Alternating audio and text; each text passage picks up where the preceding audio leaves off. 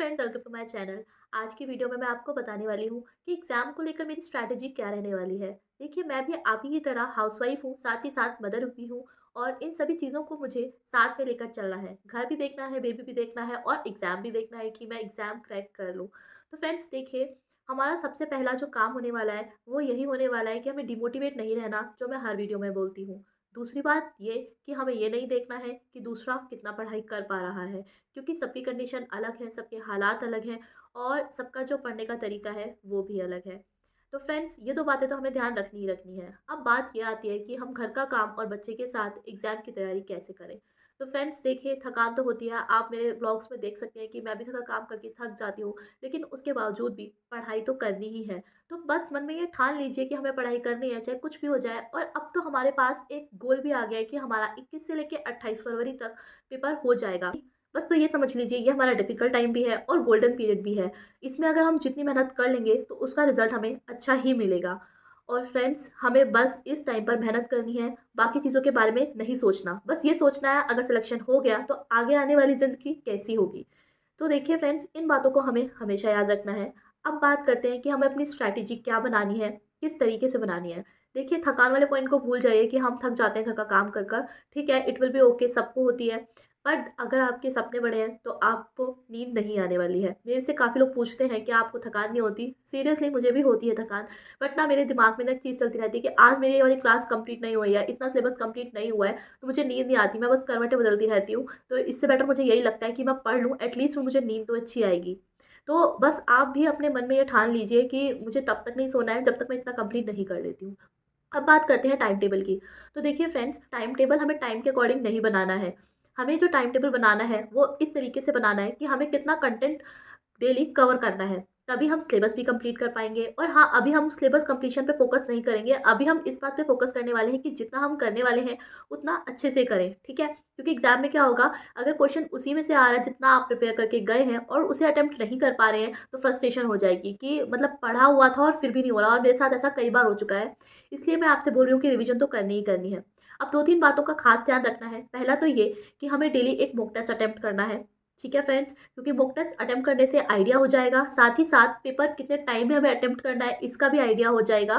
तो प्लीज़ एक mock test तो ज़रूर अटेम्प्ट कीजिए, ये आपका कॉन्फिडेंस बिल्डअप करने में भी हेल्प करेगा। दूसरी बात ये कि जो मैंने आपसे बोली थी कि जो अपना टाइम टेबल है वो टाइम के अकॉर्डिंग नहीं, कंटेंट के अकॉर्डिंग बनाइए कि हमें आज इतना कंप्लीट कर ही लेना है। ठीक है फ्रेंड्स, तभी हमारा सिलेबस भी ज़्यादा से ज़्यादा कवर हो पाएगा, साथ ही साथ तैयारी भी बेहतर तरीके से हो पाएगी।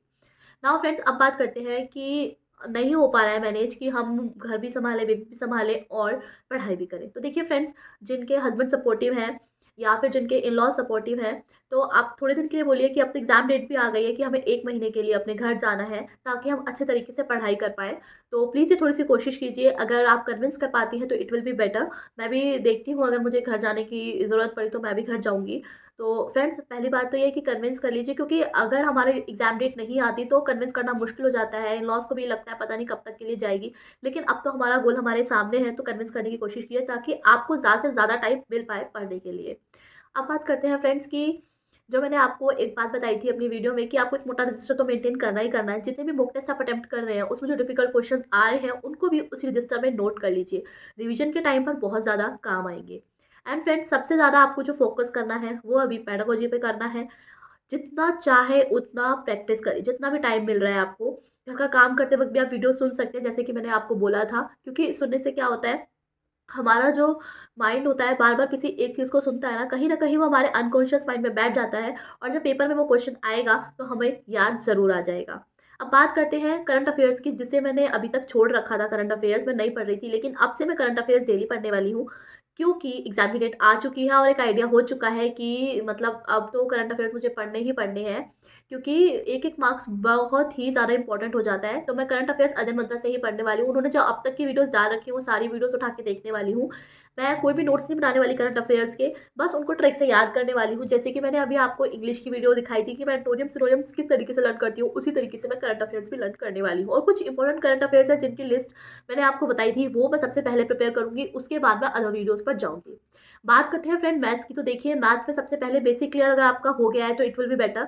वरना सबसे ज़्यादा आप जो फ़ोकस है वो मेंस्ट्रुएशन वाले चैप्टर पे दीजिए, क्योंकि मुझे ऐसा लगता है जब प्रीवियस ईयर एग्ज़ाम हुआ था 2018 में, उसमें मैंने देखा कि रीज़निंग में 3 नंबर मेंस्ट्रुएशन के आ रखे हैं, मतलब 3 नंबर का मेंस्ट्रुएशन पूछा गया है, उसके अंदर भी घुमा-फिरा के रीज़निंग के टाइप में क्वेश्चन डाला गया है। साथ ही साथ मैथ वाले पोर्शन में भी उन्होंने क्वेश्चन डाल रखे हैं मेंस्ट्रुएशन के, तो वहाँ ज़्यादा स्कोरिंग हो जाता है। एंड स्कोरिंग इसलिए हो जाता है क्योंकि फॉर्मूला बेस्ड होता है, फॉर्मूला याद है तो आप इज़िली उसे सॉल्व कर सकते हैं। तो मेंस्ट्रुएशन पे ज़्यादा फोकस करिए और अदर जो पार्ट है मैथ्स का, उसकी डेली डेली प्रैक्टिस करिए। अब आपके पास टाइम नहीं रह गया कि आप हर एक चीज़ अच्छे से करें मैथ्स में, तो बेसिक कंसेप्ट समझिए और उसके बाद ज़्यादा से ज़्यादा उसकी प्रैक्टिस करिए। ठीक है फ्रेंड्स, अब बात रही हिंदी और इंग्लिश की, तो फ्रेंड्स जितनी भी आपकी हो गई हो इट विल बी ओके। अब आप प्रैक्टिस करना स्टार्ट कर दीजिए, क्योंकि जब आप प्रैक्टिस करेंगे ना तो आपको और कुछ नई चीज़ें बातें पता लगेंगी, और वो जितना भी पॉसिबल हो सकता है जो प्रीवियस ईयर एग्जाम्स के अंदर क्वेश्चंस आए हुए हैं ना उनको उठा के करिए, चाहे वो एसएससी में आए हो, चाहे वो DSSB में आए हो, क्योंकि इससे एक आइडिया होगा। साथ ही साथ उन्हीं क्वेश्चंस के आने के बहुत ज़्यादा चांसेस होते हैं। आप यूपी टेट के क्वेश्चंस पेपर्स भी ले सकते हैं, हिंदी एंड इंग्लिश के, उनका जो लेवल होता है क्वेश्चंस का वो भी बहुत अच्छा है, और बहुत ज़्यादा चांसेस है कि केवीएस में वैसे ही क्वेश्चंस पूछे जाए। तो फ्रेंड्स इस तरीके से हमें अपनी तैयारी करनी है, और मैं फिर से एक बात दोबारा आपसे बोलूँगी कि जो टाइम टेबल है टाइम के अकॉर्डिंग ना बना के आप टाइम टेबल कंटेंट के अकॉर्डिंग बनाइए, क्योंकि अगर आप टाइम के अकॉर्डिंग टाइम टेबल बनाएंगे तो आप डिमोटिवेट हो जाएंगे अगर उस टाइम पर वो काम आप नहीं कर पाए तो। ठीक है फ्रेंड्स, अगर आप कंटेंट के अकॉर्डिंग टाइम टेबल बनाएंगे तो आप ज़्यादा से ज़्यादा कवर कर पाएंगे। अब बात रही फ्रेंड्स सबसे इंपॉर्टेंट पॉइंट की, दैट इज़ रिविजन। रिवीजन देखिए मस्ट है। अगर आप रिवीजन नहीं करेंगे ना फ्रेंड्स, तो मैं सच बता रही हूँ जितना भी आपने पढ़ा है ना वो सब गुड़ गोबर हो जाएगा। लास्ट में बहुत ज़्यादा कन्फ्यूजन हो जाएगी। मैंने इतने ज़्यादा एग्जाम्स दिया ना तो मुझे इतना ज़्यादा एक्सपीरियंस है ना, मतलब कई बार एग्जाम में ना ऑप्शंस देख के ना ऐसे फ्रस्ट्रेट हो जाती हूँ ना कि ये पढ़ा हुआ है और सारे ऑप्शन ऐसा लगता है कि पढ़े हुए हैं, लेकिन आंसर सच में समझ में नहीं आ रहा होता कि उस वक्त क्या दूँ, और फिर जब घर आके अपना रजिस्टर खोलकर देखती हूँ ना तब पता लगता है कि बताओ पढ़ा हुआ है और फिर भी नहीं आ रहा है। तो रिवीजन तो करनी करनी है, इसलिए मैं इस बात पर ज़रूर फोकस करूँगी। कम पढ़ो, अच्छे से पढ़ो। ज़्यादा पढ़ने से इसका मतलब ये नहीं है कि आप ज़्यादा स्कोर कर पाएँगे।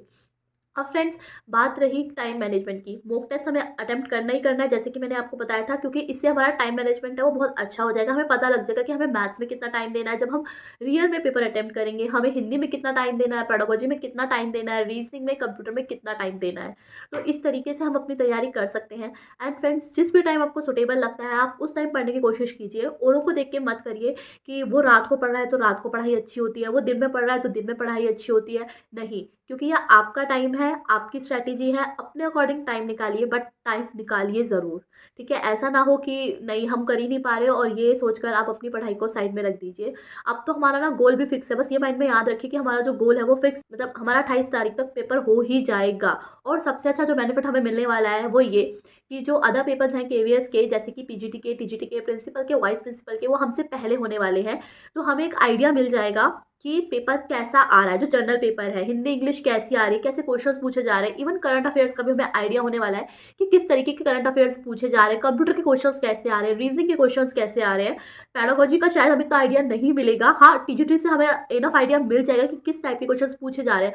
तो आपका मेन फोकस इस बात पे भी रहना चाहिए कि यूट्यूब पे जितने भी हमें रिव्यूज मिलेंगे ना, पेपर के एनालिसिस मिलेंगे, टीजीटी, पीआरटी या फिर प्रिंसिपल वाइस प्रिंसिपल के, तो हमें ज़रूर देखना है कि वो किस तरीके क्वेश्चंस पूछे गए हैं। उससे क्या होगा कि हमारी तैयारी और बेहतर तरीके से हो पाएगी। कुछ लोग जो एसएससी के एग्जाम्स देते होंगे उन्हें भी पता होगा कि अगर वो एसएससी एग्जाम्स के एनालिसिस देख लेते हैं तो उन्हें अपने एग्जाम में इससे कितनी हेल्प मिलती है। तो फ्रेंड्स हमें ये काम ज़रूर करने हैं, ये कुछ काम हमें ज़रूर करने हैं ताकि हम जो पेपर है हमें ज़्यादा डिफ़िकल्टी ना लगे, ईज़िली निकाल पाएँ। और मॉक मतलब मुझे तो लगता है कि मस्ट है, मैं इसको बार-बार इसलिए कर रही हूँ क्योंकि मैं सीटेट में जब मैंने मॉक नहीं दिया था, मैंने क्या गलती की थी मैं आपको बता चुकी हूँ, तो मैं नहीं चाहती कि आप लोग ये गलती इस पेपर में करें। तो फ्रेंड्स अच्छे से प्रिपेयर करिए और ज़्यादा डिमोटिवेट होने की ज़रूरत नहीं है।